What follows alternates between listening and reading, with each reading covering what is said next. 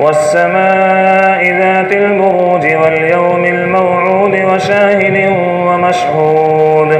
قتل أصحاب الأخدود النار ذات الوقود إذ هم عليها قعود وهم على ما يفعلون بالمؤمنين شهود وما نقموا منهم إلا أن يؤمنوا بالله العزيز الحميد الذي له ملك السماوات والأرض والله على كل شيء شهيد إن الذين فتنوا المؤمنين والمؤمنات ثم لم يتوبوا فلهم عذاب جهنم ولهم عذاب الحريق إن الذين آمنوا وعملوا الصالحات لهم جنات تجري من تحتها الأنهار ذلك الفوز الكبير إن بطش ربك لشديد إنه هو يبدئ ويعيد وهو الغفور الودود ذو العرش المجيد فعال لما يريد هل أتاك حديث الجنود فرعون وثمود وللذين كفروا في تكذيب والله من ورائهم محيط بل هو قرآن مجيد في لوح محفوظ والسماء والطارق وما أدراك ما الطارق النجم الثاقب إن كل نفس لما عليها حافظ فلينظر الإنسان مما خلق من ماء دافق يخرج من بين الصلب والترائب إنه على رجعه لقادر يوم تبلى السرائر فما له من قوة ولا ناصر والسماء ذات الرجع والأرض ذات الصدع إنه لقول فصل وما هو بالهزل إنهم يكيدون كيدا وأكيد كيدا فمهل الكافرين أمهلهم رويدا سبح اسم ربك الأعلى الذي خلق فسوى والذي قدر فهدى والذي أخرج المرعى فجعله غثاء أحوى سنقرئك فلا تنسى إلا ما شاء الله إنه يعلم الجهر وما يخفى ونيسرك لليسرى فذكر إن نفعت الذكرى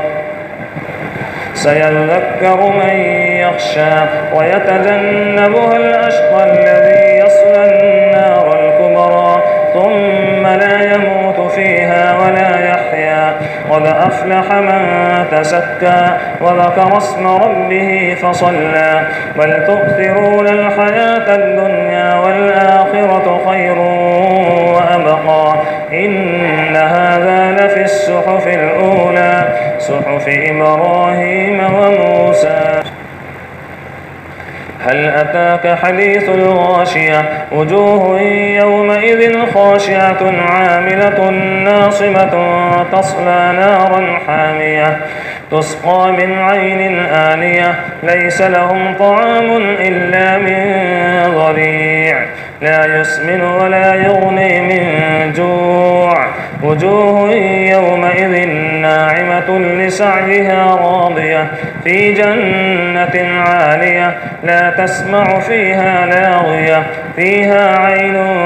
جارية فيها سرر مرفوعة وأكواب موضوعة ونمارق مصفوفة وسرابي مبثوثة أفلا ينظرون إلى الإبل كيف خلقت وإلى السماء كيف رفعت وإلى الجبال كيف نصبت وإلى الأرض كيف سطحت فذكر إنما أنت مذكر لست عليهم بمسيطر إلا من تولى وكفر فيعذبه الله العذاب الأكبر إن إلينا إيابهم ثم إن علينا حسابهم والفجر وليال عشر والشفع والوتر والليل إذا يسر هل في ذلك قسم لذي حجر ألم تر كيف فعل ربك بعاد إرم ذات العماد التي لم يخلق مثلها في البلاد وثمود الذين جابوا الصخر بالواد وفرعون ذي الأوتاد الذين طغوا في البلاد فأكثروا فيها الفساد فصب عليهم ربك صوت عذاب إن ربك لبالمرصاد فأما الإنسان إذا ما ابتلاه ربه فأكرمه ونعمه فيقول ربي أكرمن وأما إذا ما ابتلاه فقدر عليه رزقه فيقول ربي أهانن كلا بل لا تكرمون اليتيم ولا تحاضون على طعام المسكين وتأكلون التراث أكلا لما وتحبون المال حبا جما كلا إذا دكت الأرض دكا دكا وجاء ربك والملك صفا صفا وجيء يومئذ بجهنم يومئذ يتذكر الإنسان وأنى له الذكرى يقول يا ليتني قدمت لحياتي ويومئذ لا يعذب عذابه أحد ولا يوثق وثاقه أحد يا أيتها النفس المطمئنة ارجعي إلى ربك راضية مرضية فادخلي في عبادي وادخلي جنتي.